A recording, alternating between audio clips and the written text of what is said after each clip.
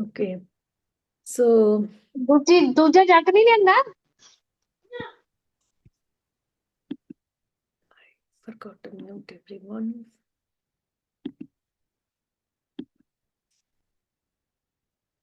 Okay. So before starting today, we will have some discussions on what we did the previous class. So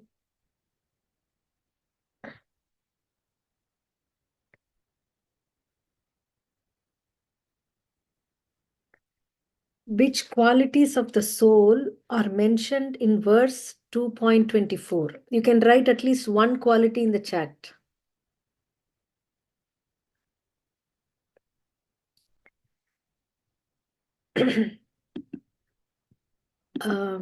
Qualities of the soul mentioned in 2.24. Okay.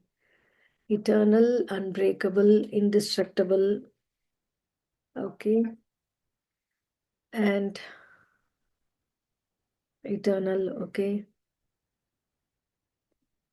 Immutable, insoluble, cannot be killed,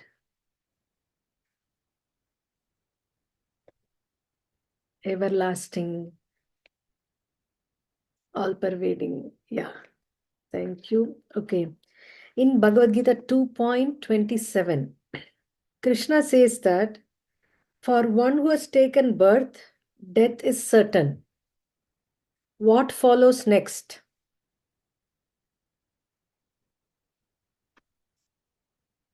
You can write in the chat.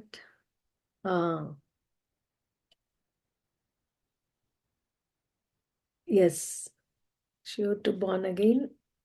Rebirth is certain. Okay. And according to 2.31, why should Arjuna not hesitate to fight?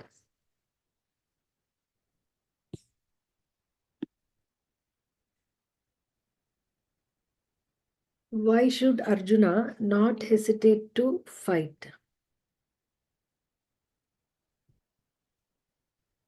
Uh,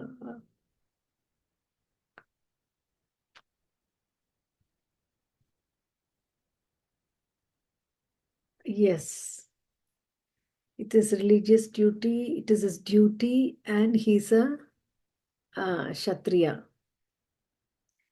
So he should not hesitate to fight because he's a warrior and it is his duty. Okay. Text 2.37. This question is from 2.37. What happens to a warrior who dies in battle according to verse 2.37?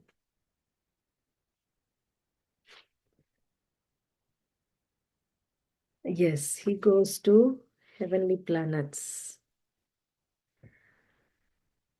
Yeah, he attains the heavenly planets. Okay. And the next question is,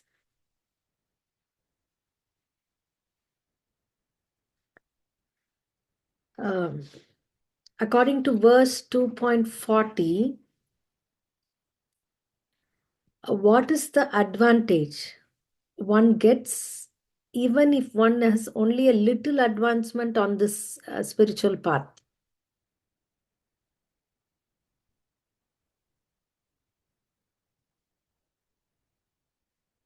Uh, okay, that's right.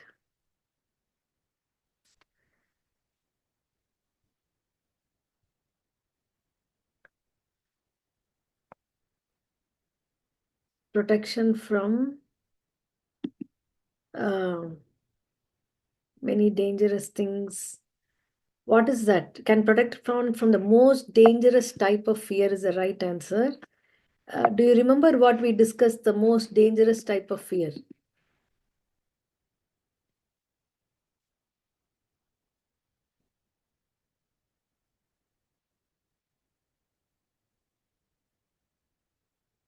Okay, fear of death. Anyway, yeah, that's one thing. And yeah, so he will not lose his Krishna consciousness.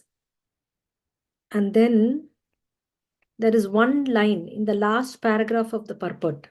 Yeah, you're right. We will get at least a human form of life. Okay, yes. The most dangerous type of fear is losing this valuable human life and human form of life and be born again in some other species. I mean, it's nice to have a pet, but imagine if we ourselves has to become a pet of someone. After being a pet owner, to be a pet is not a nice thing. But if we don't use our human life for what it is meant for, then we are, sliding towards that. Okay. Mm. So, and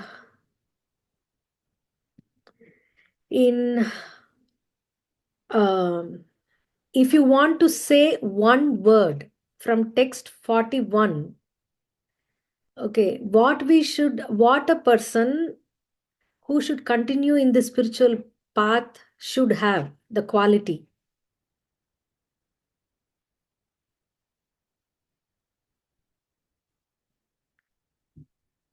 In order to continue steadily in the spiritual path, yes, this is from text 41. What is what he should have?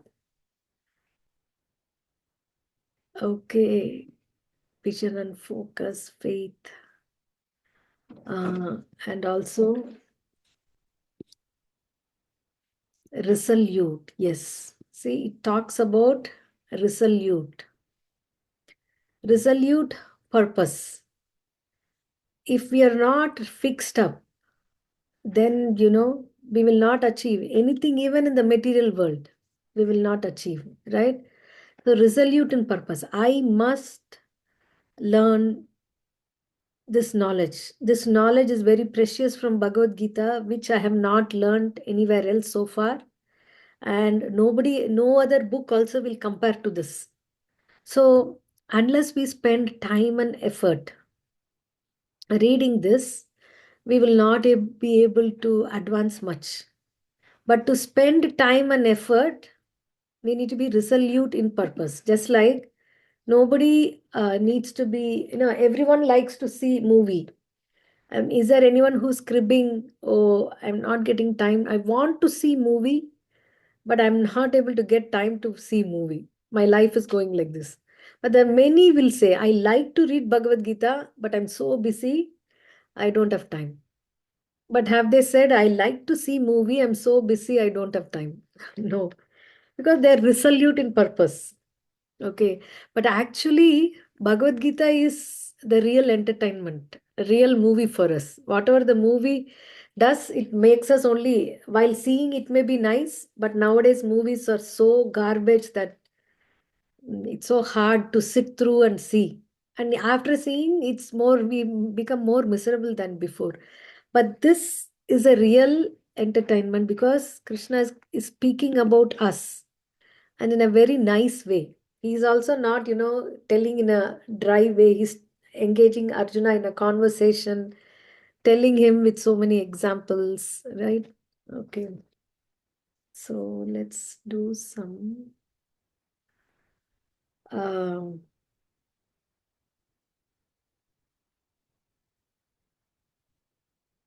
okay. This is in from text 2.15. He who is not disturbed by happiness and distress is certainly eligible for blank. Fill in the blanks.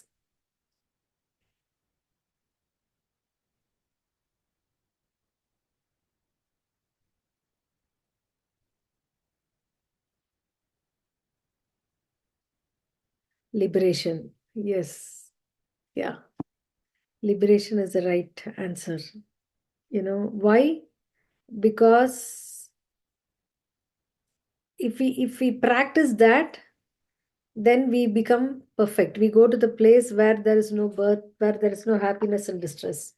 And he's going to tell more how it is not impractical and it's possible to do that in the coming section. Okay, so let's continue.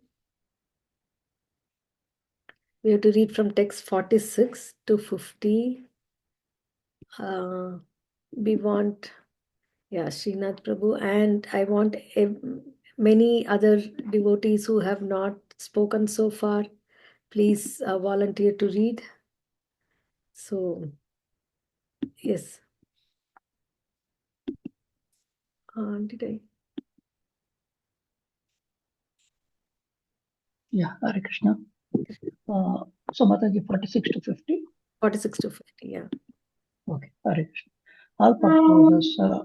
All purposes served by a small well can at once be served by a great reservoir of water.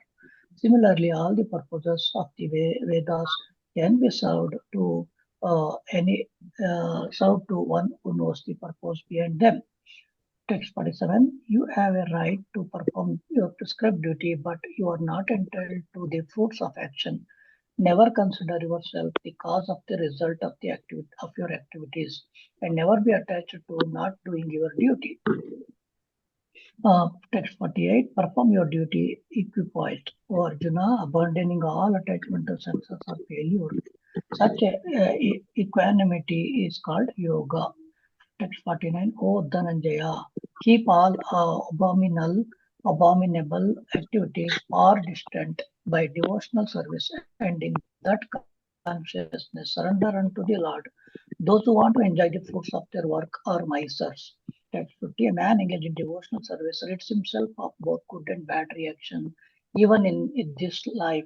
Therefore, strive for yoga, which is the art of all work. Yeah. So we saw this, all the purposes served by a small well.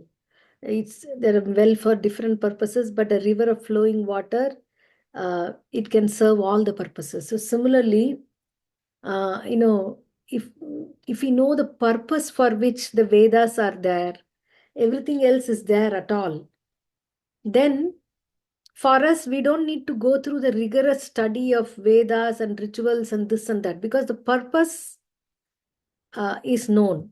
And rather, in vice versa, if we keep doing rituals or whatever we know for the sake of doing it, and we don't think about the purpose behind them, then whatever we do also is not going to be very much beneficial. So this is a memorization shloka. Anybody wants to recite this who have not recited so far?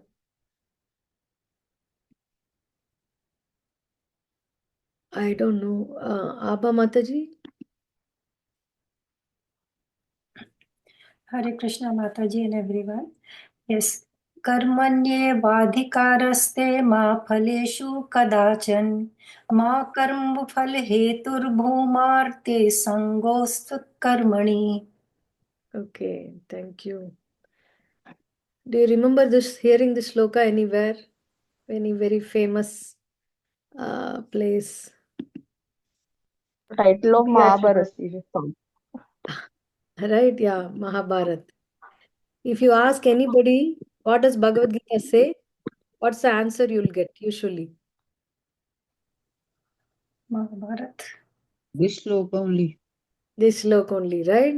Yeah. Do Yes, your duty, don't expect the result. And hearing that only, people will run away because they think how it's possible. How at all this is possible? Because there is a saying that proprietorship brings if we take some responsibility, and if we are having proprietorship over something, that brings the biggest uh, impetus to do some things, right? There was a proverb, I forgot what is that about proprietorship. Okay, but here Krishna is saying something different. Karmanyeva dhikaraste. You have a right to perform your prescribed duty. Okay, but ma phaleshu kadachana. But you're not entitled to the fruits of action. Ma karma phala heturbur, ma te sango stvakarmani. If you say, never, in the result of the work, cause, bhu, become ma. I mean, don't never consider yourself the cause of the results of your activities and never be attached to not doing your duty. So many people have this. How can we do something without expecting any result? But that's not what Krishna is saying here. Okay. But he's saying that if we think that we are the doer, then we take responsibility for the results of our activities. Okay. And if we take if suppose we have invested in the business and we have grown the business, then we think that I have put my hard work in this. So I am the proprietor. So I legally, I deserve to enjoy the fruits of my hard work. Right? And in that process, if something happens that the business didn't go well and there is some problem, then what a person would think that, oh, it's my problem. I could have saved this, because they think that I am the only controller of this. So I could have, it's a self, bashing thing. I should have done this, I should have done that. I didn't do this. Either this or blame game on others or God. But if something good comes, then I am going to enjoy all the results by myself. But Krishna is saying all those is wrong, because you have to do your work, but you are not the only doer of the work. So you are not the only person who can enjoy the results. There are many other causes of the work, and so they also should enjoy the fruits, right? So if I'm thinking I am the only proprietor, then that the proverb is like proprietorship turns sand to gold. We give some, usually you see in the movies, there is a businessman and his son is spoiled brat. He doesn't do anything. But if he's given responsibility, if he's given proprietorship, then he takes everything seriously. He does it because it's on him now. So then that's how we all act in this world. And we enjoy or suffer the results of the work. And because of that attachment to being the proprietorship, being the proprietor of the work, and then we enjoy or suffer the result, and again we are rebirth again to do this cycle endlessly. But if we make a small shift of adjustment, which is a reality, which is a fact, if we are the proprietor and we are the controller, everything should go according to our plan. But any sane man, not even a sane man, a sane child also, if you ask a 4 or 5-year-old child also, he will say one thing, that this world is miserable because my parents are not letting me do what I want to do. I want to jump from the sofa. I want to bash the TV. I want to do what I want, but my parents are not letting me do. So even they will say that the world is miserable because nothing goes by our plan. Then we need to think that I am not the only proprietor. So there is somebody else also who is the actual proprietor, and I am doing this action on behalf of him. So I have to act. That I cannot escape, but I am not the cause of the results of my activities. There are so many other factors in this. So I am not attached to the using the fruits only for my benefit. So it's not that one shouldn't be desireless. but one should not desire to use it only for one's uh, benefit, but think about how I can, if Krishna is the proprietor, I understand, then naturally he is also, gets the share of the action, a bigger share of the fruits of the action. So then Krishna is explaining more this.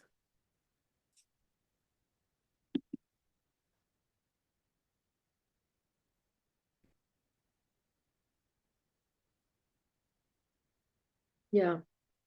So he's saying, perform your duty equipoised, abandoning all attachment to a success or failure. He's not telling don't do the duty, but just your attachment to success or failure.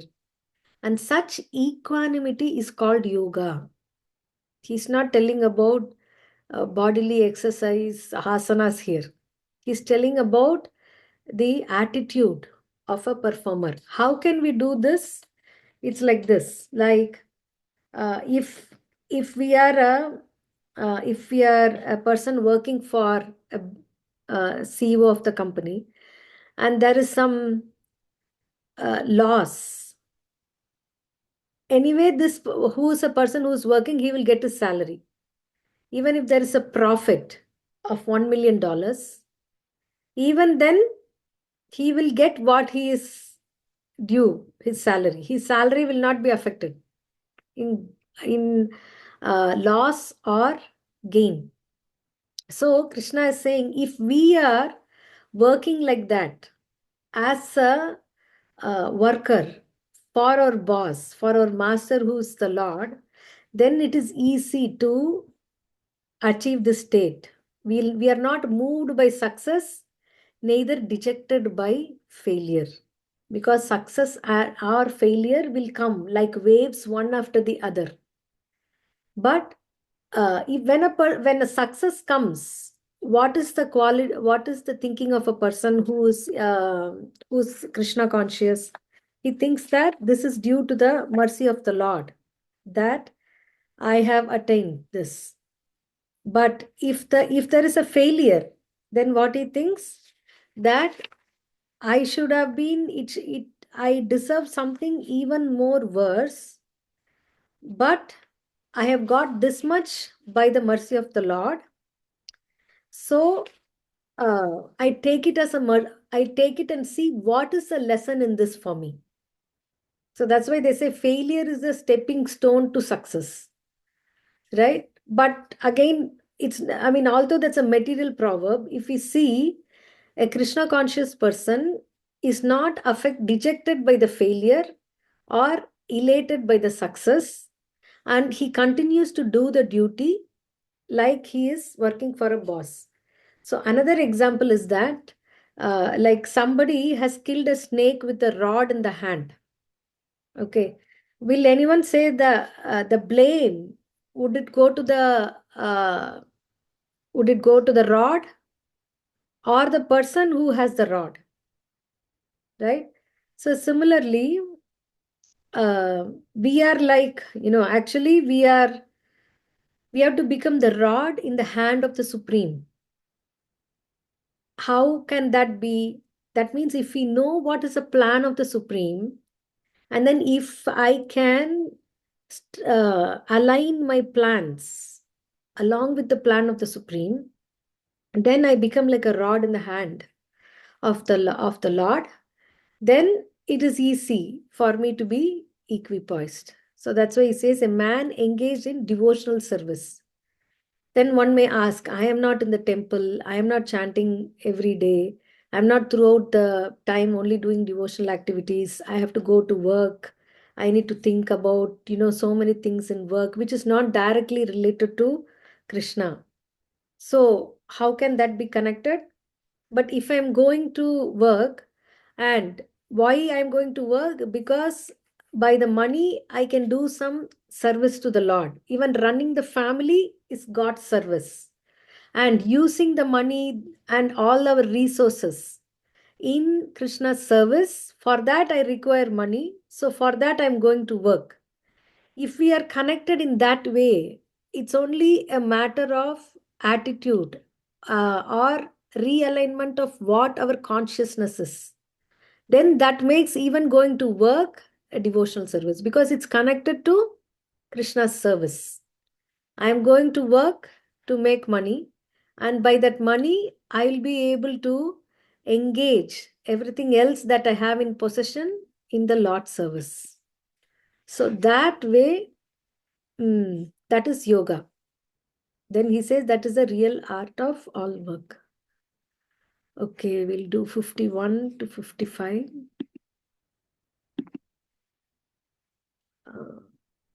Priya Mataji. Hare Krishna Mataji, Dandavat Pranam. By thus, this is text 51. By thus engaging in devotional service to the Lord, great sages or devotees free themselves from the results of work in the material world. In this way, they become free from the cycle of birth and death and attain the state beyond all miseries by going back to Godhead.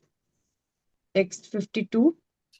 When your intelligence has passed out of the dense forest of delusion, you shall become indifferent to all that has been heard and all that is to be heard. Text 53.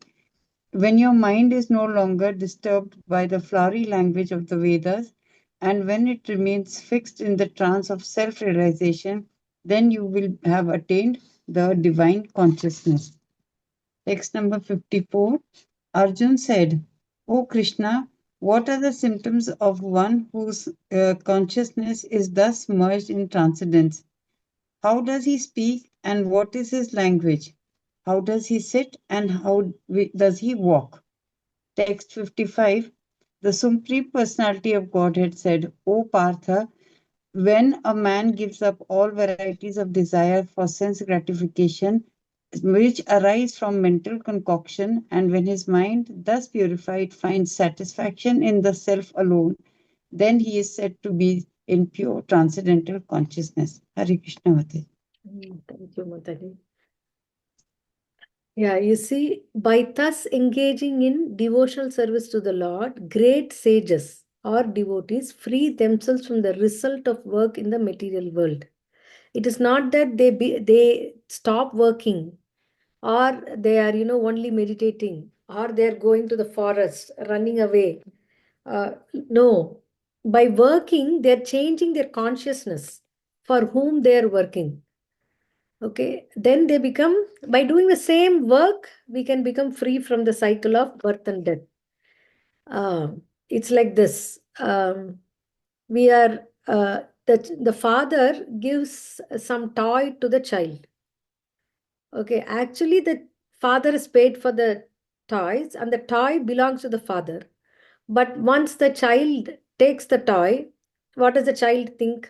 Is this my father's toy? No, it's my toy. So he gets attached to the toy and he plays with it and everything. Like that, we did not create our own senses. If so, then why are we having imperfect senses, right? Why are we having glasses? We are having some problem in the hearing or some digestion or something. Something else is going on in the body which we don't have control of. So, Krishna, like a father giving toy to the child, he has given us the senses.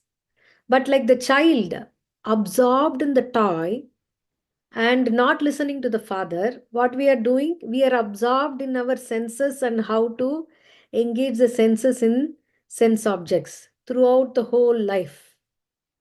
If everything goes according to our plan, then we can say that we are the controller of the senses. But we want to do something, then we end up do something else. Like this, we can see so many times. I have had this experience. I will think, okay, I will read this chapter of Bhagavad Gita today, no matter what. But then the no matter what only stays, but that Bhagavad Gita doesn't get, that thing doesn't get over. That's why Krishna has made this arrangement so that, I'm forced to read. So similarly, we see that we plan many things, but we are not able to do because our senses are like horses actually, pulling us in one direction to the other. There's one story of Bilva Mangal Thakur. He's a very amazing devotee. Before he became a devotee. I forgot his name. So he was known in the village as a very materialistic person. So materialistic, always money minded and going behind enjoyment like that. And his father had passed away, and he had done the Antima Kriya, and he visited one prostitute regularly, and he was so attached to her. So, after that, there is a period of mourning, but that also didn't stop him. And he crossed the river, which was, there was so much rain and so much flood going on. There was a boatman, and he called the boatman and he said, I want to live for my family. I am not a crazy person to take a boat in this river. He went away. But that didn't also stop him. So there was a piece of log that was, floating and coming, and he took that help and tried to cross the thing. With great difficulty. He crossed the river. Later he found that it was not a piece of log but a dead body floating. That also didn't deter him. Then, this lady thought that he will not come in this weather. How will he come? So she locked the door, and she wouldn't open the door. But he wanted to reach her somehow, and suddenly there was some rope hanging from the tree that was going to her balcony. So he climbed up, holding the rope, and then he jumped into the balcony. And then she was so surprised to see him. And she knew that his father had passed away. And she was telling, how did you come? Then, they figured out that actually the rope that he climbed on was like a dry skin snake. He was able to, hold that and cross and jump. At that time, that Chintamani, she said, if only you have a bit of eagerness to serve the Lord, a bit of eagerness that you have come here for thinking of enjoying, if you have that bit of eagerness to serve the Lord, how much your life will be glorious. This one statement turned his life. So then, he got Vairagya. He decided to go to Vrindavan. He turned around completely, and he, sold all the assets, and he even at one time when he had to stay in somebody's house, he was looking at that wife of that person in a enjoying tendency. So he decided, he called that lady to come bring me your hairpin, and he took off his eyes. It is said that Bilvamangal Thakur, you can read about him in Google also. So he was blinded, but he went to Vrindavan and he wrote so many books. He was 800 years before, and he wrote books that Chaitanya Mahaprabhu, used to read from. And Krishna, he wrote so many poems describing the beauty of the Lord. Kasturi tilakam lallada patale vakshastale kaustubam. He's not seeing, but Krishna comes in his vision. So he's written so many songs like that. So, what did he say? So she said she was so surprised to see him come. And what made him come was his eagerness to be with her. So she said, if you can have a bit of this eagerness to serve Krishna, who is our real master, then you will never be disappointed. So, like this, she changed his whole course of life, what he was going to. So, like this way, I mean, this is a very famous story. But if we compare now, something or the other, we are in the life, we are always having some goals, being pulled by those goals here and there, this and that. And after our goals, then goals for our children, then goals for our grandchildren, and grandchildren's children and grandchildren keep on going without understanding what is my purpose of life and how I'm being dragged by senses. So a person knows that, these senses. So what happens? The child plays with the toy, and after some time, he throws the toy because he gets frustrated. Again, new toys.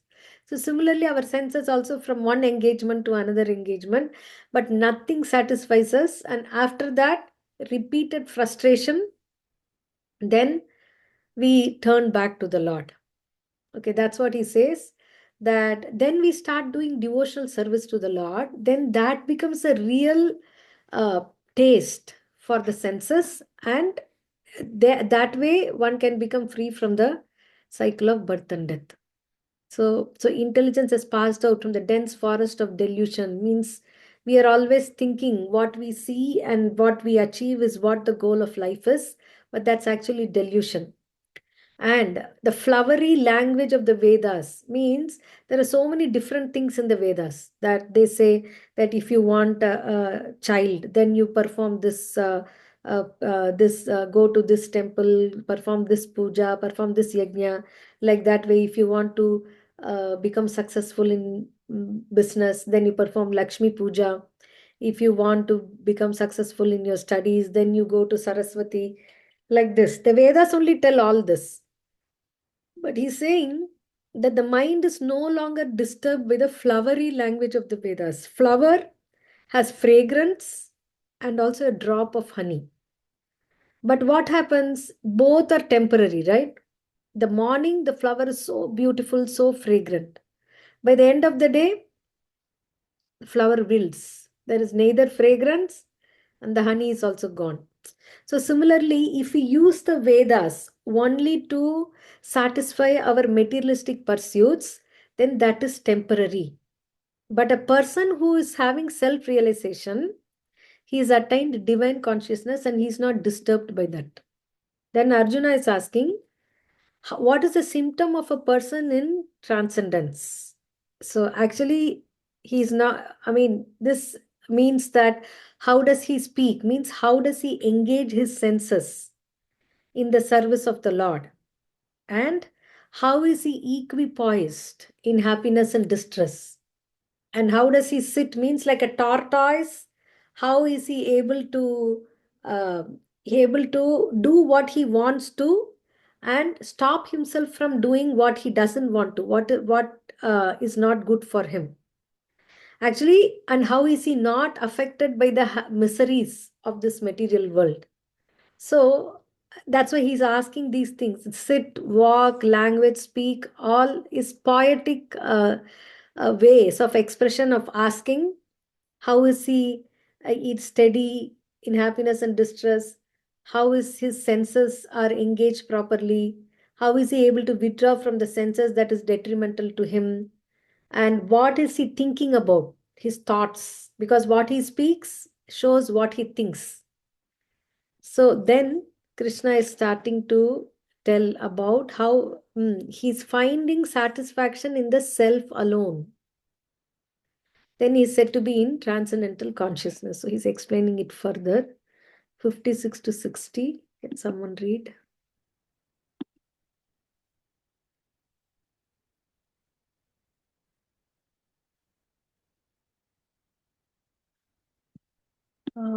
Yeah.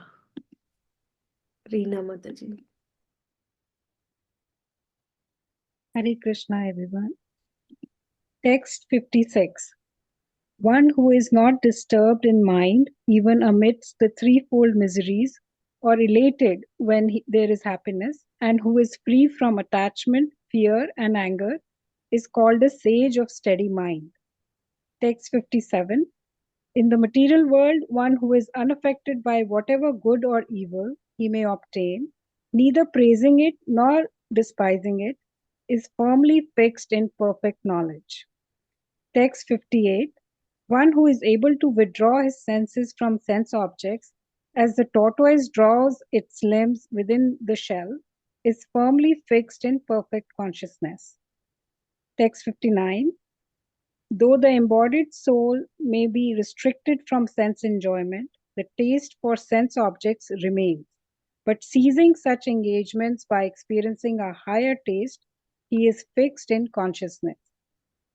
Text 60. The senses are so strong and impetuous, O Arjuna, that they forcibly carry away the mind even of a man of discrimination who is endeavoring to control them.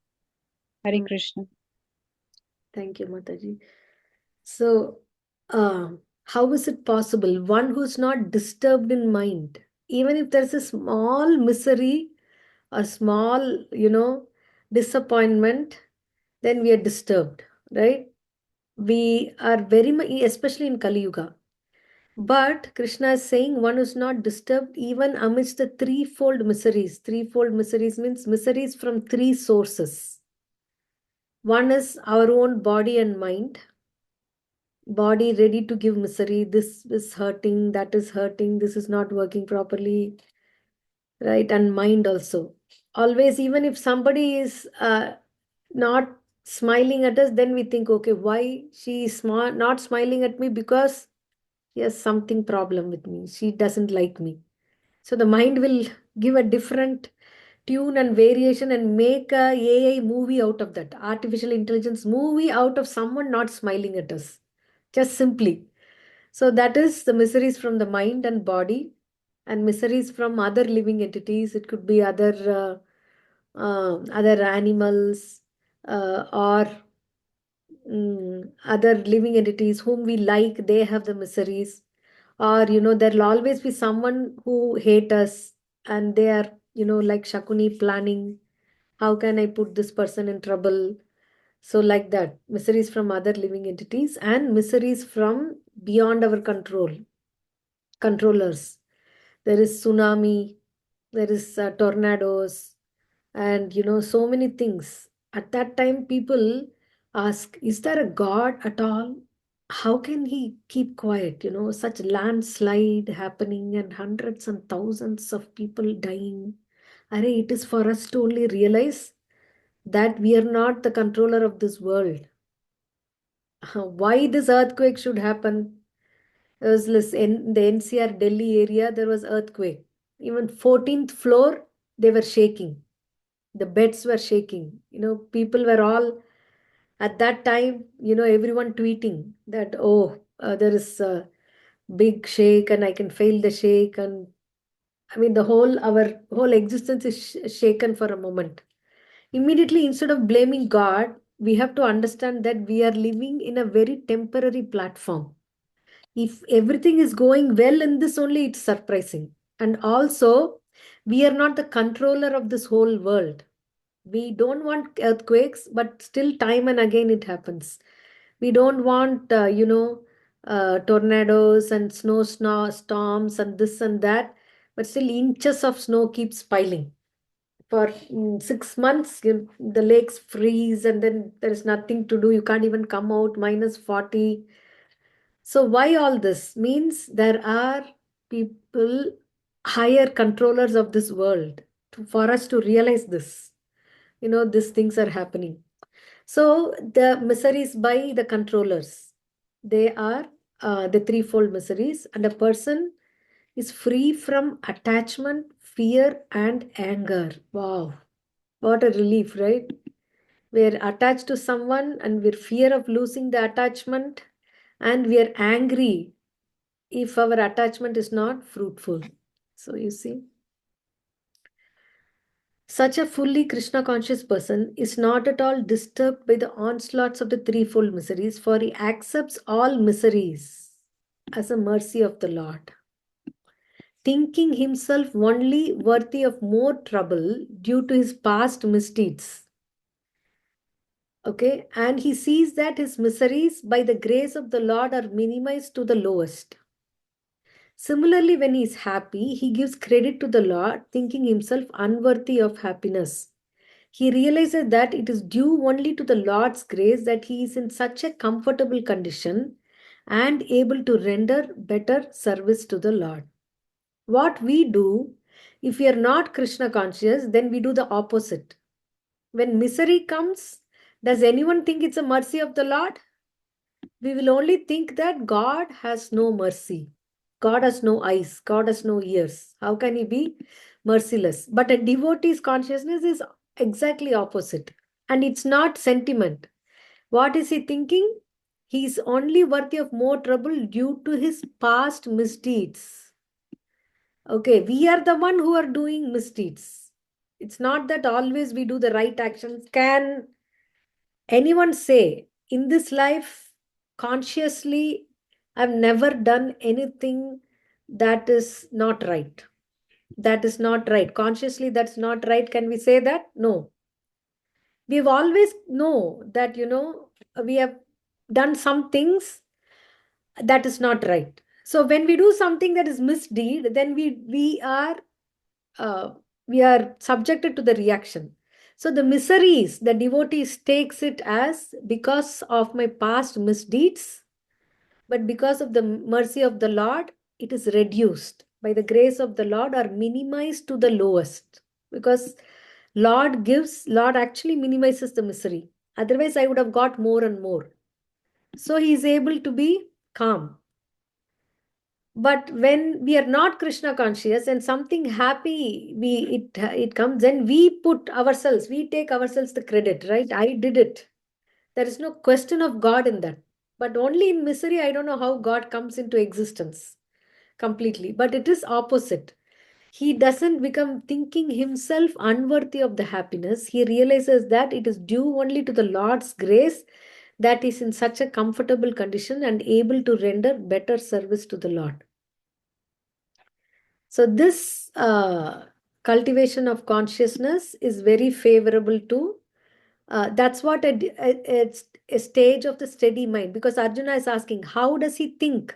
So Krishna is explaining how he thinks so that he is able to be not being disturbed. Okay, so same thing. And 8 is like a tortoise. We saw this example, right? So tortoise example is this. The tortoise can at any moment wind up its senses and exhibit them again at any time for particular purpose. Similarly, the senses of the Krishna conscious persons are used only for some particular purpose in the service of the Lord and are withdrawn otherwise. Arjuna is being taught here to use his senses for the service of the Lord instead of his own satisfaction. Keeping the senses always in the service of the Lord is an example set by the analogy of the tortoise who keeps the senses within. So the senses have to be engaged in some service, right? If we are not doing activities according to our consciousness, then it has to be engaged in the bodily platform. Just like so that's why it's important. Karmanyeva adhikaraste, he says it's a professional spiritual life. Spiritual life should be not taken as something that I do when I have the right frame of mind at the right time. No, we need to understand that this has to be given utmost priority and it should be done like a professional life. Then it is possible for him to be firmly fixed in perfect consciousness. Senses requires engagement. If you are not engaging the senses in the right way, then definitely it will go to the wrong way. So the right way is the service of the Lord, and he's saying that because he's able to engage in that, he's able to control the senses. And so how is he able to do that? It's not that he's not experiencing any taste. When we chant Hare Krishna, when we start chanting, okay, I mean, nobody can force us, but we can request someone to chant. But we see that if we give ourselves to the holy name, all our senses to the holy name, means by chanting, we are engaging the mouth, by hearing, we are engaging the ears, by touching the bead bag, we are engaging the touch sense, and seeing the beauty of the Lord, and smelling the incense of the flower. Like this, all senses, when they are engaged in the, say, chanting the holy names of the Lord, and if we are trying our best to do that, then we can see at the end of one round, we'll feel such satisfaction in our heart. Anybody who has chanted can feel that, right? So he says, the That's why there is a higher taste. If there is no higher taste, then we can't keep on doing this spiritual service. So because of the higher taste, he's fixed in consciousness. And it is not so easy. He says that even a person is very intelligent also, but one of the senses also, if uh, this, if he is so powerful, if he lets loose even one of the senses, then it can carry away the mind of a person who is even endeavoring to control them. Just like Ravana, he was so determined. The whole world told him, give up Sita, you'll be happy. You can be happy with thousands other wives. No, he wouldn't. Because he was not able to control his senses and he was being pulled. At last, the Lord also gave him the chance. No, you give me back Sita today. I can kill you today, but I'm giving you 1 day time to think. Even then, he was not able to come. He was known as a person who was very learned in Vedas. But still, he did not fix his consciousness upon the Lord. That's why here you see very clearly Krishna says, fixes his consciousness upon me. Then that's a person who's known of steady intelligence. Okay. We didn't read this. 61 to 65. Megha Mataji. Hare Krishna, Mataji. Text 61.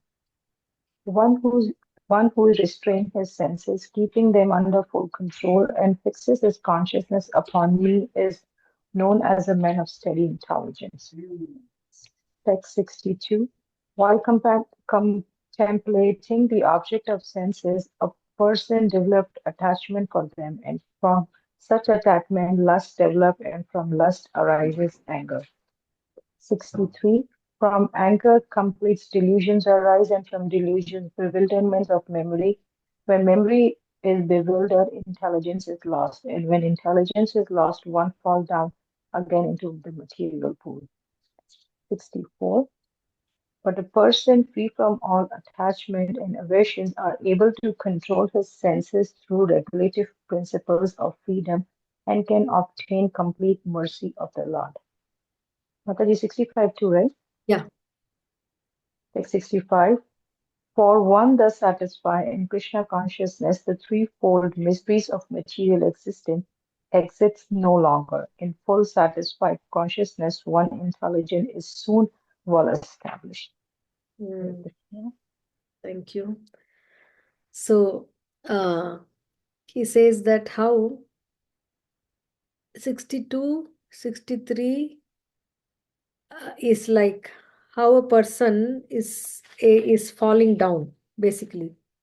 So while contemplating the objects of the senses, a person develops attachment for them. You think about it. You think about something again and again, then attachment develops for that. And from such attachment, lust develops. So lust is stronger sense of attachment. I definitely want this. And then from lust, anger arises. How? When we want something so badly and we don't get it, then that intense wanting turns into anger. And from anger, complete delusion, bewilderment of memory, loss of intelligence, and then one falls down into the material pool. So if we take the example of Hiranyakashipu or Ravana, right? We all have some qualities of Duryodhan, Rav. I mean, all these are not only historical personalities. In Kali Yuga, especially, we are worse than any of these demons, or all of them put together. Little of every one of them we have. So he's saying that how we can change this. So we want something so bad, then that slowly that thinking, feeling, and willing, and so strong, our attachment, and we want it, and then from lust, anger arises. So Prabhupada is giving an example that there were two brothers who were fighting, and this happens very often, right? Here in this country, especially where they have guns, you can see the family members killing each other. Very, very common. Time and again, it comes in the newspaper. So, so there were two brothers who were just on a verbal fight. They started fighting so bad, and one of them killed the other. And so he was taken to the court, and he was pronounced a death sentence. But the father came and said that I lost one son already, but at least spare this another son of mine. So they changed the death sentence to life sentence. So see, how can a brother kill a brother? Right? That is because of loss of memory. So when anger is coming, it blinds one person. It blinds us. So anger is, we'll see that it's so detrimental to ourselves. First of all, we like ourselves more, and it is so polluting to ourselves, and also it is so hurting to our beloved. The person whom we are so much attached to, we cause trouble to that person by becoming angry. And that even more hurts us. Like, for example, a mother is angry on the child and gives undue punishment, then that builds up, oh, I shouldn't have done this. So like this, so from anger, complete delusion arises. So it is bad for oneself and also bad for the person whom we love. So he's telling this is how a person is losing the intelligence and falls down from the material pool. Because of what? Being developing attachment for the object of the senses. It could be any object. 5 senses and have 5 objects, developing attachment for them. But if a person is able to control his senses through regulative principles of freedom, then he's free from all attachment and aversion. He doesn't become his enemy's enemy also, and he's not, attached to the results. That's what he's coming. He's not attached to the results, and he's not hating his failures. He's equipoised to both, because he knows that his senses are linked to Krishna in devotional service. That's what is called regulative principles of freedom. And he says for such a person, he's that the threefold miseries, they are there, but they don't affect him that much. And because of his satisfied consciousness, his intelligence is always established. Okay, there are much more to say, but since it's only again an overview, we are going to complete this. So someone can read from 66 to 72. Pratibha Mataji.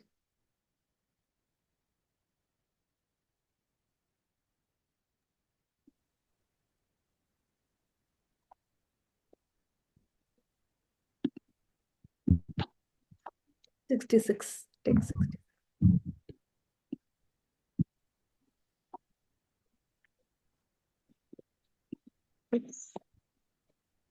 Oh, we are not able to hear you, Mataji.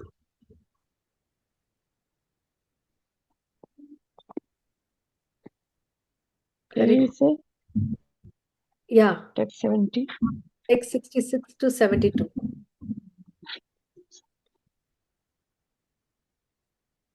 A person who is not disturbed by the Oh, you're not able to see, Mataji? can't read, huh? A Okay. person who is not disturbed by the incessant flow of desires that enter like rivers into the ocean, which is ever being filled, but is always still, can alone achieve peace, and not the man who strives to satisfy such desires. Thank you. Okay, we have to read from 66. Let me unmute Srivatsa. Yes, Hare Krishna Mataji. Text 66. One who is not connected with the Supreme in Krishna consciousness can have neither transcendental intelligence nor a steady mind, without which there is no possibility of peace. And how can there be any happiness without peace? Text 67. As a strong wind sweeps away a boat on the water, even one of the roaming senses on which the mind focuses can carry away a man's intelligence. Text 68. Therefore, O mighty armed, one whose senses are restrained from their objects is certainly of steady intelligence. Text 69.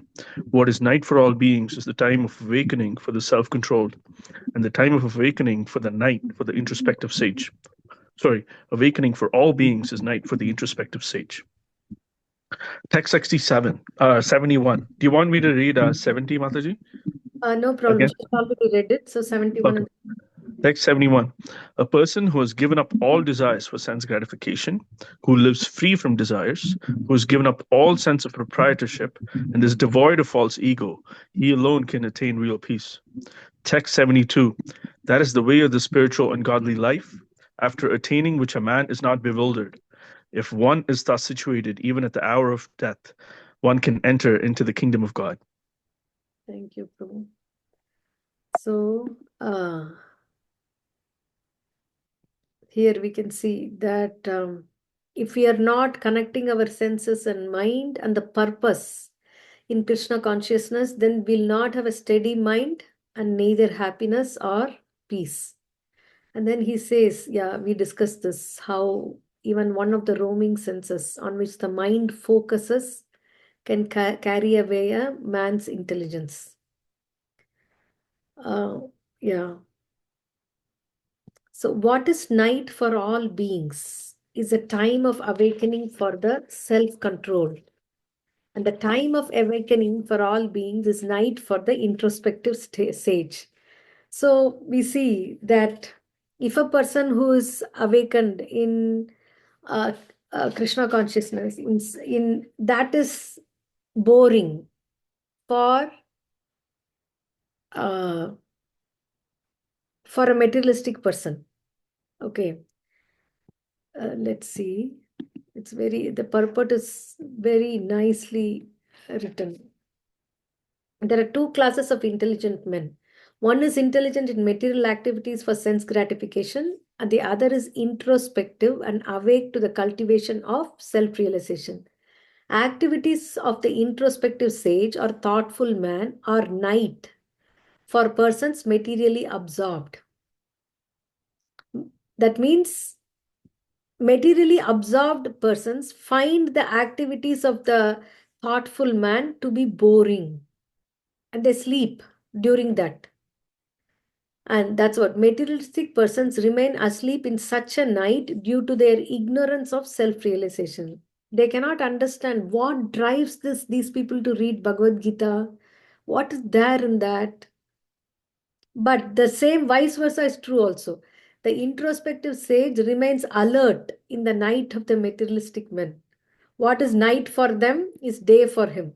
The sage feels transcendental pleasure in the gradual advancement of spiritual culture, whereas the man in materialistic activities, being asleep to self-realization, dreams of varieties of sense pleasure, feeling sometimes happy and sometimes distressed in his sleeping condition.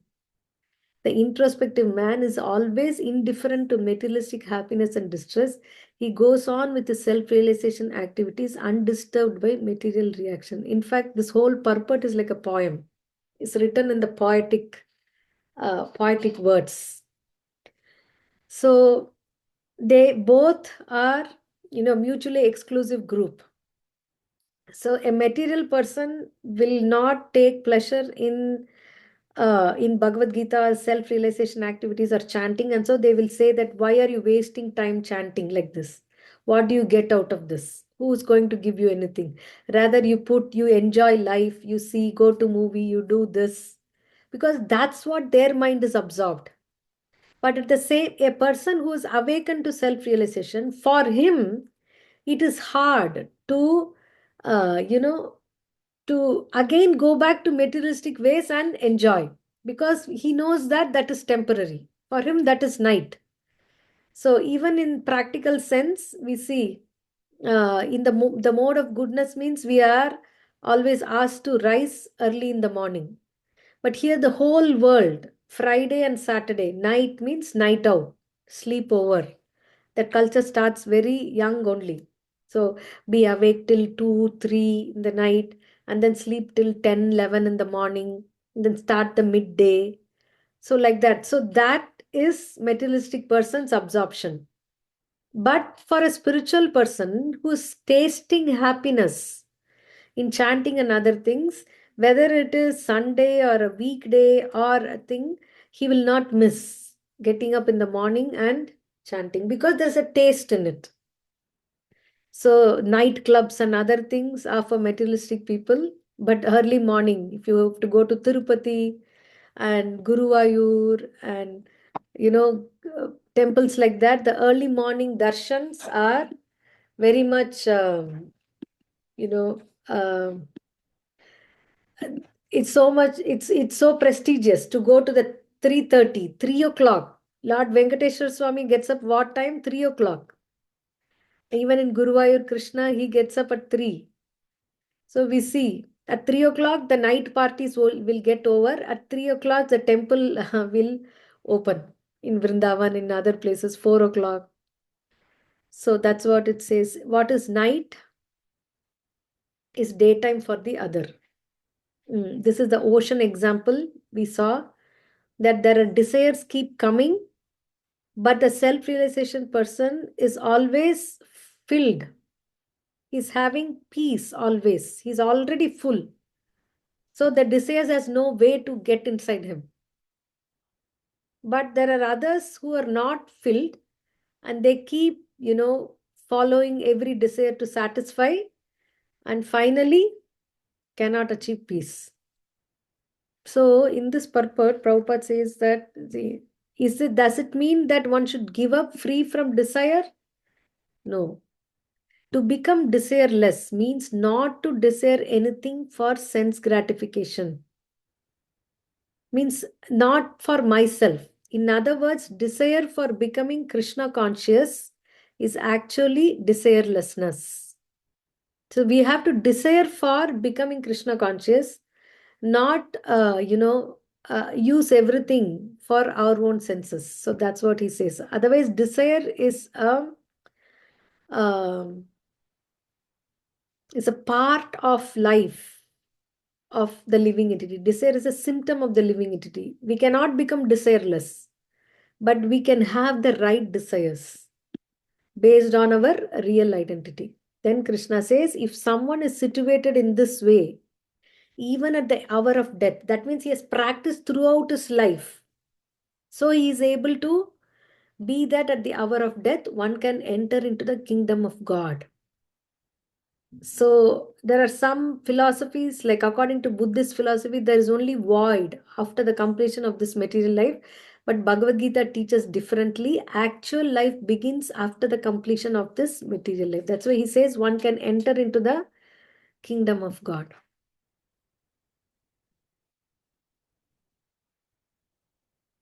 Okay, so you see, Brahman is just the opposite of matter. Therefore, Brahmi Sthiti means not on the platform of material activities. Devotional service of the Lord is accepted in the Bhagavad Gita as the liberated stage. Therefore, Brahmi Sthiti is liberation from material bondage. Okay, we will pause here. Since there are many concepts, it may go above our head, especially in this second part. Because, why? Because it is the contents of the entire chapter of Bhagavad Gita. Whatever is coming in the next yogas, everything is summarized in this. That's why, as being the contents of the whole text. So sometimes it may go above our head, but that's what Arjuna is there for us to ask questions on our behalf, and we can clarify more as we see in the further chapters. Okay, we'll pause here. Srila Prabhupada ki jai, Srimad Bhagavad Gita, chapter 2 ki jai. Okay. I was thinking we should do Gita Mahatmya stories also, as and when we finish the chapter, but today we don't have time. Maybe the next class we will start. Okay, any questions? Anybody has anything to share?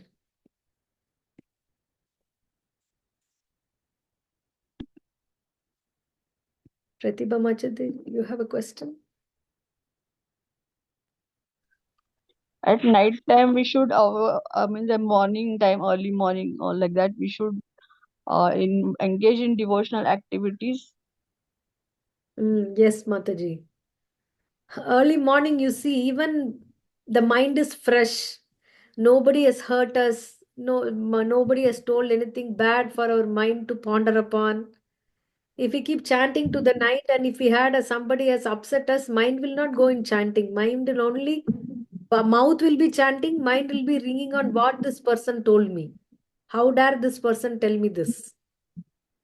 Right? So we are saved ourselves. Even logically, the first activity in our day, if it is filled with devotional service, then we can do it much better. Right. Yes, ma'am. Hare Krishna. Thank Hare Krishna. Reena Mataji. you. At night also, by mistake, if we are awake also, we should engage in devotional activities, sort of think about that. Right. I know one Prabhu who said that he would always keep a Bhagavad Gita on the side table of the bed when he gets up, and in the night, and he would force himself to open a book and read one paragraph and go to sleep again. That was nice. Okay. Thank you, Mataji. Thank you, Hare Krishna. Krishna. Reena Mataji. Hare Krishna Mataji. I have a quick question from 2.39. Mhm. So, there's a statement which talks about the last snare of Maya, Hmm. where I think they are pointing to when, the last point of liberation, when living entity wants to become one with the Lord. Hmm. Mataji, can you elaborate on this a little bit? Okay. So there is one kind of liberation called Sayujya, or merging in the effulgence that is coming out of the transcendental body of the Lord. Just like sunshine is coming from the sun, right? From the body of the Lord, uh, that shining effulgence is coming, that is Brahma Jyoti. And those who merge in that, what happens is they want to become one with the Lord. If you see generally, what moksha, I don't know where from even I got this idea, although I have not read any text until I read Bhagavad Gita. My idea about moksha means merging into God, right? So becoming one with the Lord, or merging in the effulgence of the Lord also allows such a thing for a person who wants that. But that is again a catch there. Because of not being subservient to the Lord, and because of having no obedience, or not developing a service attitude towards the Lord, we are caught up in the effulgence of the Lord, and we miss entering into his planet and serving him. So that's why it is said that that is the last snare of Maya. So if you're trying to take a shortcut, it means that without getting into the devotional service, Ah, to short circuit the process. yeah, if we don't get into, if we cannot, if without devotional service of the Lord, we cannot enjoy with the Lord in person. Like Vrindavan itself is why. Ayodhya, why? I mean, why? Because the Lord has personally been there, and there are many living entities who have enjoyed with the Lord there, are enjoying with him there, right? So we miss the chance of personal association and service to the Lord. That bliss is gone if we like short circuit devotional service, and through other processes of speculative knowledge, and only realizing that I am the self, and I want to merge in the light of the Lord. Then that's the biggest trap, and that's the last trap of Maya that one has to avoid. So would you say that when people come to devotional service in distress, this is what they probably would be tempted to think? Sorry, can you repeat again? So when devotees, like you said, there are 4 pathways why people come to devotional service or to Krishna consciousness. So one of them is when somebody's in distress, right? Mhm. So then they search a path to God, and they're like, when they're thinking, oh well, then this is, I can just kind of, get out of all this situation and merge with the Lord. Is that what they are trying to do? No, no. Actually, a person who is in distress, if he comes to the Lord, is right. Krishna accepts that. And but if he goes away after the distress is taken care of, I see. Okay. then he comes. Then what happens? Krishna wants him to come back. So again he'll be put into distress. So again he'll come back running. Then when the distress gone, he will say bye bye and go away. Like this we have done many times, many lifetimes. Right. And now we are sticking. Okay, now this Bhagavad Gita knowledge makes sense to us. So the point is not about a person who comes in distress, if he understands the purpose of the life and why this distress is coming to me, if he understands the source of everything, then he starts rendering pure devotional service to the Lord, and then he gets eventually into the planet to serve the Lord. Okay. But the person uh, who thinks that I am equal to God, Oh, okay. that is where the point is. Aham Brahmasmi. I am equal Hmm. to God. I am now under the illusion, so I am not God. When the illusion is gone, I become one with God. Then he's caught up in the snare of Maya, because throughout life he has not developed a service attitude to the Lord, or a position of subservience to the Lord is not there. Hmm. Okay. Thank you, Mataji. I have another quick question. I don't know if you are going to cover this later. Text 42, 43. There was a mention of Jyotishmay sacrifices. Uh-huh. What are those? Yeah. Okay, they are called, they are one of, thank you first of all for reading so scrutinizingly. Trying my Very nice. I want to show one thing to you that I,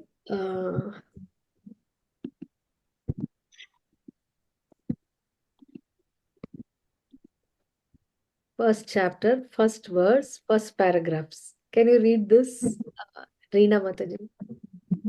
Bhagavad Gita is the widely read theistic science summarized in the Gita Mahatmya, glorification of the Gita. There it says that one should read Bhagavad Gita very scrutinizingly with the help of a person who is a devotee of Sri Krishna and try to understand it without personally motivated interpretations. The example of clear understanding is there in the Bhagavad Gita itself, in the way the teaching is understood by Arjuna, who heard the Gita directly from the Lord. If someone is fortunate enough to understand the Bhagavad Gita in that line of disciplic succession, without motivated interpretation, then he surpasses all studies of Vedic wisdom and all scriptures of the world. One will find in the Bhagavad Gita all that is contained in other scriptures, but the reader will also find things which are not to be found elsewhere. That is the specific standard of the Gita. It is the perfect theistic science because it is directly spoken by the Supreme Personality of Godhead, Lord Sri Krishna. Yeah.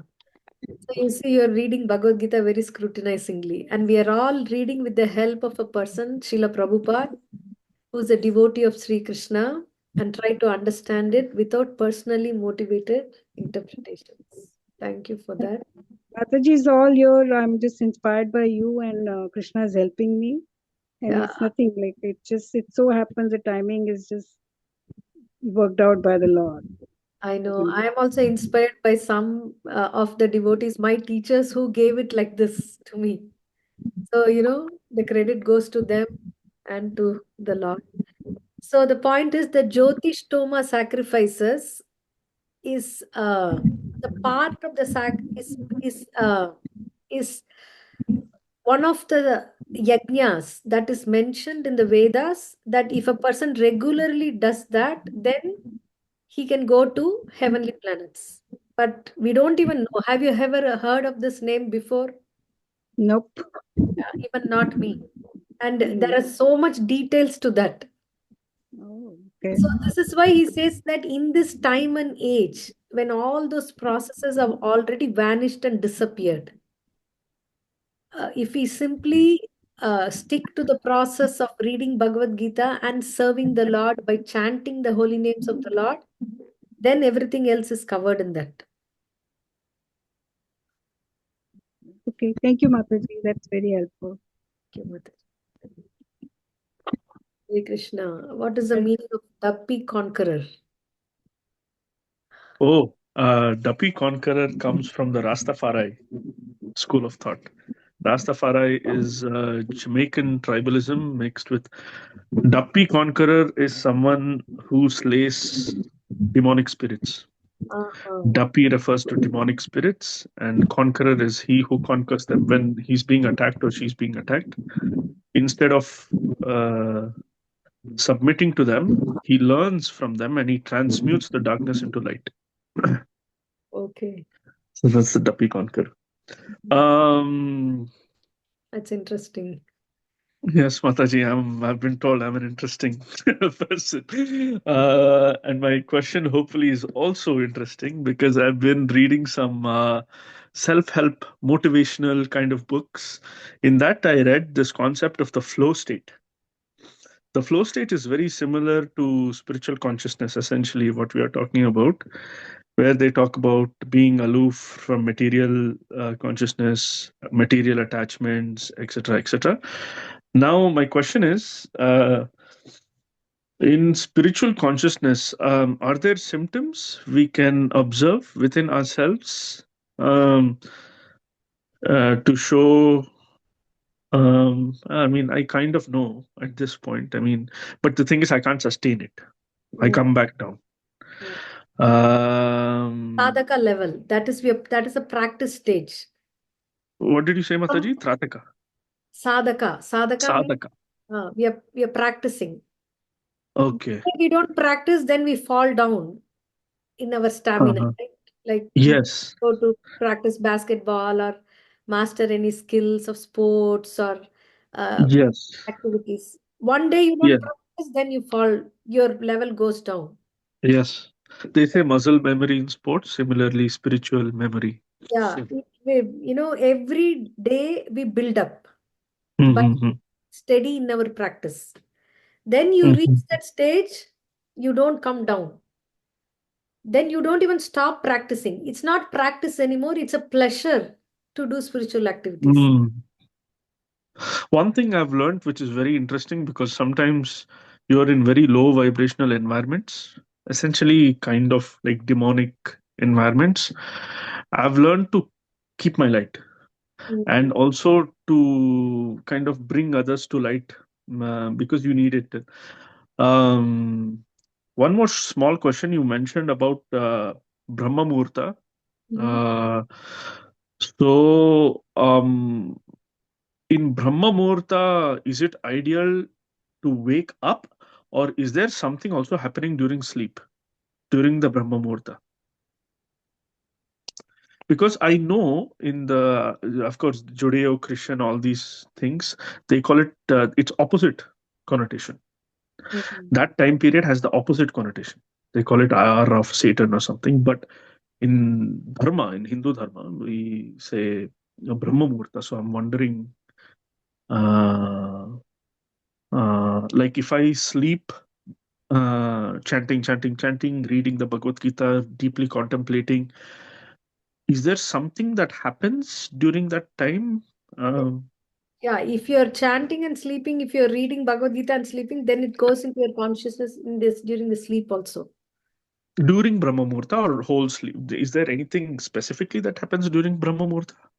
I don't know much about that, but I've heard that if you are chanting and sleeping, then Krishna can come in your dream and slap you. Yeah, get up and chant my names. This people have experienced also. I mean, not exactly this, something like, Yes. somebody waking them up. Oh, you have to Yeah, chant, yeah. read like that.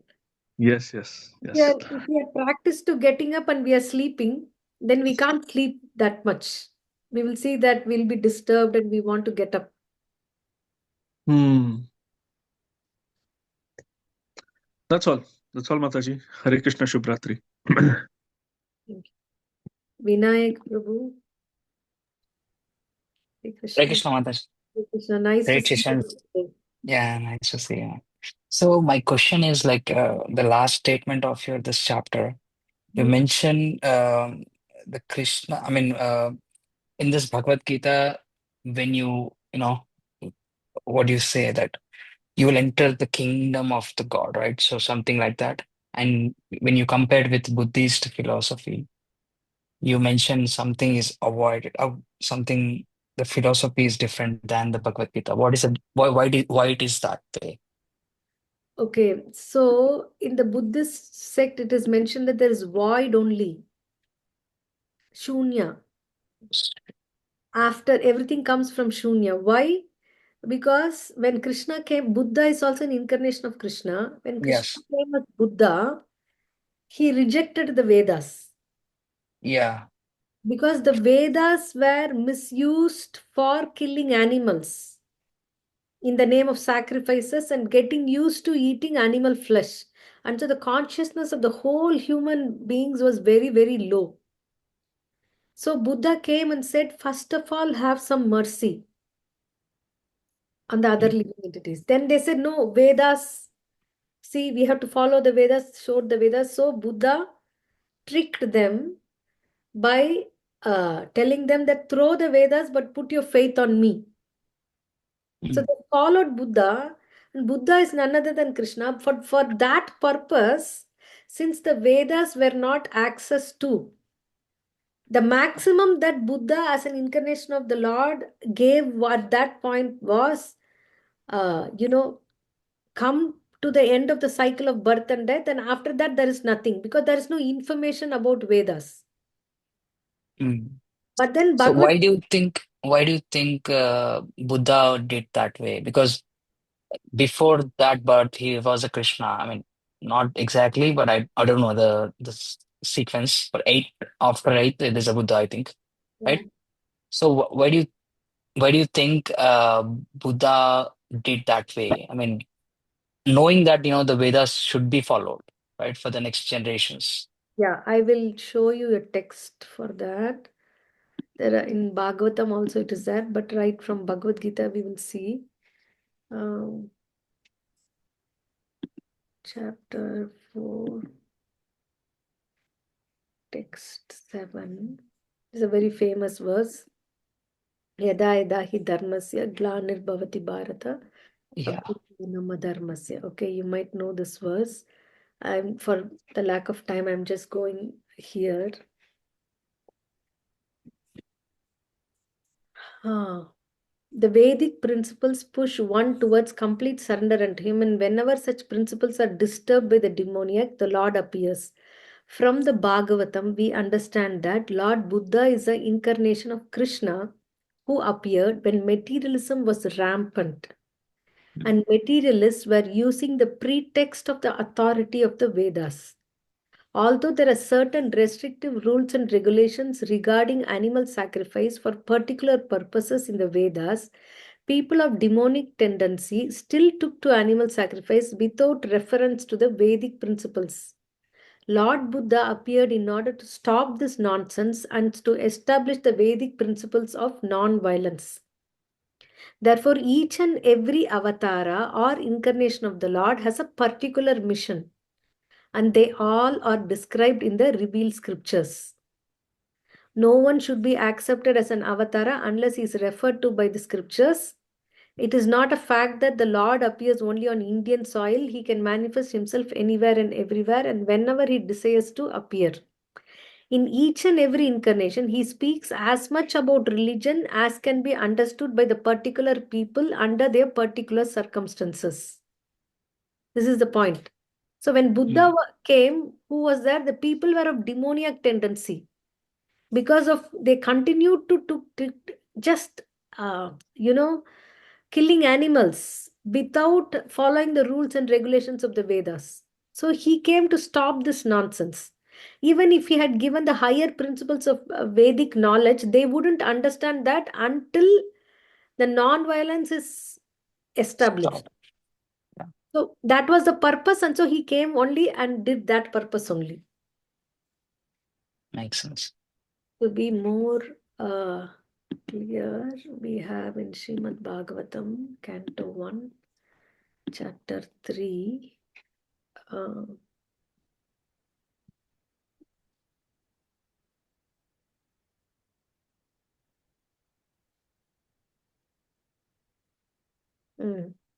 Then in the beginning of the Kali Yuga, text 24 is about Buddha.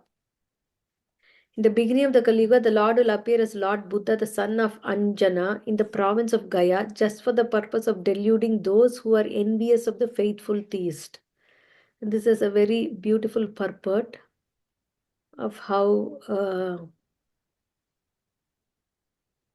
what is Buddha and Buddha's teachings and how we accept that, like that. You can read this. Okay. What is the chapter? I'll share this link Sure, yeah. in the group, in the WhatsApp group. Sure. Okay. Sounds good, Bhagavad. Thank you. Thank you for the question. Okay, and that's it. Prabhuji, you have a question? Yes, Mataji, I really liked Vinayak's question. So to follow up, so would you consider Siddhartha Gautama as a bona fide avatara, even though he rejected? I'm not considering. Bhagavatam is saying, but that doesn't mean his teachings are to be followed even now. That's the explanation of the purport. Okay. So I'm sharing the thing. I mean, there's no time, otherwise we can read that completely. So if the avatars are evolution, and shouldn't not Gautama all Buddha? avatars are evolution. Some avatars, some principles are for that particular point. It doesn't mean that Buddha's principle of non-violence is no more valid. It's not like Okay. that. But there are higher than that. That it is not, what is not valid is that everything came from void. Then why is he? Okay, maybe it's a deeper topic. Why is he part of the avatars then? That's what, because he only can set it right whenever the things go wrong. Oh, I see. Okay, because from 1 to 8, from Matsya all the way to Sri Krishna, each avatara has evolved in gunas. So with Siddhartha Gautama coming ninth, wouldn't you assume that Siddhartha Gautama would have more gunas than Sri Krishna? Avatars, even Matsya is transcendental. It is not evolution of gunas in avatars. Oh, Yeah, that's very clearly mentioned. Even, oh, Keshava, you came as a, how can an ordinary fish talk and be able to sustain for millions of years the boat? That's Matsya Avatar, right? yeah. Same way, ordinary Varaha or wild pig is in the mode of ignorance. But Varaha Dev spoke such philosophy to Bhumi Devi, Varaha Gita, and also the whole body of Varahadev is described as being yajna, as a lord of sacrifice. So although the Lord assumes the form of fish or tortoise or boar, he remains So transcendental to the gunas. I see. So is Because it safe he did not to? act according to the body. He was not confined or Hold on. act according to a fish body or a tortoise body or a body of a boar. Yes. So is it safe to assume, because of recency bias, Sri Krishna and Sri Ramachandra is worshipped more today than Recent- Matsya and Yeah, because they're more recent avatars. Yeah. Mhm. Makes sense. But still, if you go to Andhra, you see Simhachalam, so many temples of Narsimhadev. Yeah, even in Karnataka we have varying. Yeah, I forget the names. Yeah, partial, different. Yeah, there's one with a horse head. I forget the name. I agree. I agree. Yeah, that's okay. Thank you, Mataji. Thank you, Prabhuji, for actively taking part, asking questions, and okay. So we will pause here for today. Thank you, all devotees. Uh, please forgive me for not making the class interesting. Every time, I think I should put more time and more effort to make it more interactive and interesting. But still, I request you to stay together and let's finish this course of reading the Gita, at least the shlokas in English, and then you can read the purports whenever you have time. So this way, we are all staying together. This is not the last time we are going to read Bhagavad Gita. We'll come again and read, and there are so many other teachers whom you will learn from also. Eventually, each one will give a more deeper perspective.